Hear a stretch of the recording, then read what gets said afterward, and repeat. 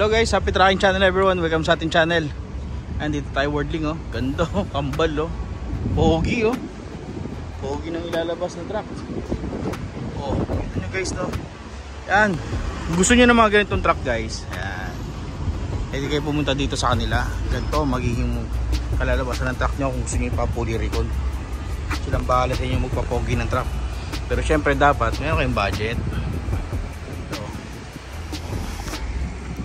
Wala sarado. Stainless din yung body nun. Ito ang ganda din talaga. Oh. Diba? So, meron pa dito. Madami pa dito. Ito din oh. Pogi.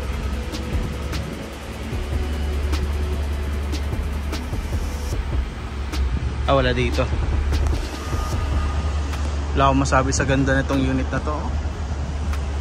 Napaka-pogi, napaka-linis. Ang ganda nila mag-pull out, saka maganda sila mag-import ng unit guys, no? Although syempre, alam niyo naman minsan, di ba, may mga small issues lang, mga nakakaligtaan. Pero kasi guys, hindi naman talaga, alam niyo naman guys, second hand kasi ng mga truck.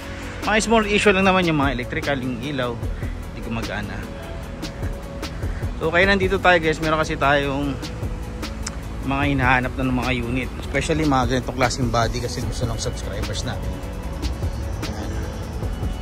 Ito kasi puro nakikita ko dito, puro mga bumper light. Actually gusto niya nga lang kahit puso lang eh. Kaya kaso mga lumalabas dito puro bumper light. Pero yun nga, mag-ikot-ikot pa rin tayo. Baka may mas makita pa tayo mga pogi, no? Kaya stay tuned lang sa ating channel. Hello everyone, happy trucking channel everyone sa inyong lahat dyan. Kumusta kayo? So yun, mabilisan lang guys, no? Meron kasi ditong bagong dating. Ayan, single EGR to. Bubble top, 10-wheeler wing van.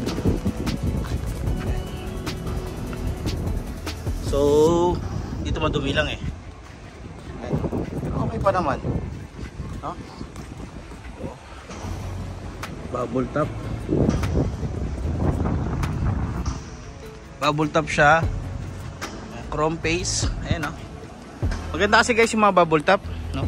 Kita nyo yung mags, no? Oh, tapos yung rim nya stainless. Ayan, no? Pogi, oh.